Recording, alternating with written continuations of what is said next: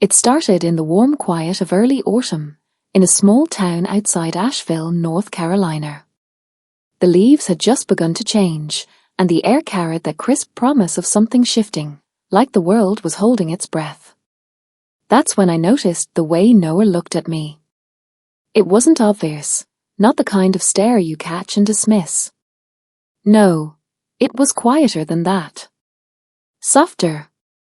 The kind of look that made me feel or seen.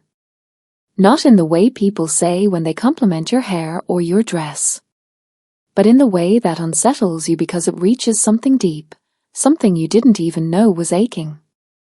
Noah had been around for years, my husband Eli's closest friend since childhood. They'd been inseparable growing up, and that bond remained strong well into adulthood. He was like family. Always there for birthdays, cookouts, late-night repairs. I had never paid attention to the way he moved around me, not until that fall. We were hosting a backyard dinner one evening, just a few friends gathered around the fire pit. As the night wound down, people began to head inside, but Noah and I lingered. He handed me a glass of cider, and our fingers brushed for the briefest moment. "You've been quiet tonight," he said gently, watching me closely. "Just tired," I replied. But he didn't look away. "You always say that." And something in me faltered. I didn't have an answer. Instead, I looked away, focusing on the flicker of the flames, on the shadows that danced between us. Noah didn't push. He never did.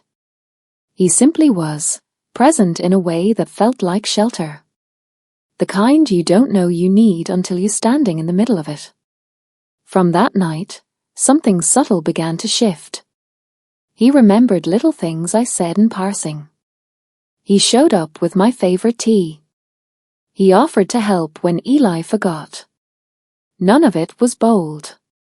None of it was inappropriate. But all of it added up to something I couldn't ignore. Eli, bless him, was a good man.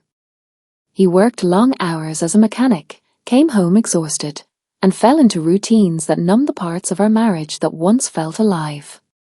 He loved me, I never doubted that, but he'd stopped noticing me. Somewhere along the way, I became background to his life. And in that quiet neglect, Noah's attention felt like sunlight after a long winter. One Tuesday afternoon, he stopped by to return a power drill Eli had left at his place. Eli was still at work, and I invited him in for coffee. Harmless. We'd shared coffee dozens of times before.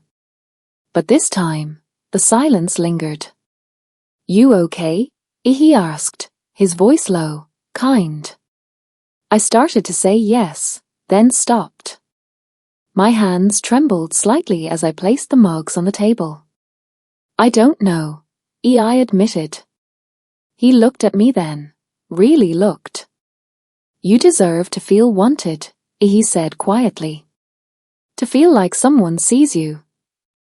I turned away, my heart in my throat.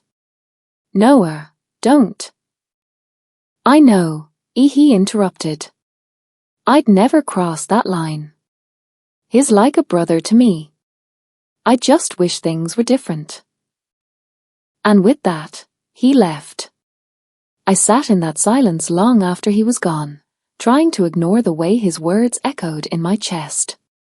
That night, I didn't sleep. I kept thinking about what hadn't been said. What never would be. Days passed. Then a week. He came by again, but this time, he wasn't alone. A woman was with him. Her name was Lila. She was gentle, warm. He introduced her as someone he'd met through work. They looked easy together. Natural. I smiled. Made small talk. Played the role. But inside, something twisted. Maybe I'd imagined it all. Maybe what I thought we shared was just kindness, not connection. But a few days later, he came back, alone. We sat outside on the porch, just like before. "She's nice," he said quietly. "But she's not the one." I didn't respond.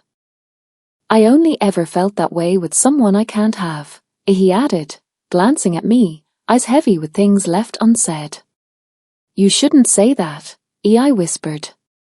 "I know. But it's still true." After that, we saw each other less. He pulled back, and I let him. Maybe it was necessary. Maybe we both knew some feelings are better left unexplored. Time passed. Eli and I began to rebuild something between us. Maybe he sensed the distance. Maybe he just realized how far apart we'd drifted. But he started showing up again, not just physically, but emotionally. He'd ask how I was. Sit with me. Listen. And somehow, piece by piece, we began to find each other again. But sometimes, on quiet nights, I still think of Noah. Of what wasn't said. Of what might have been.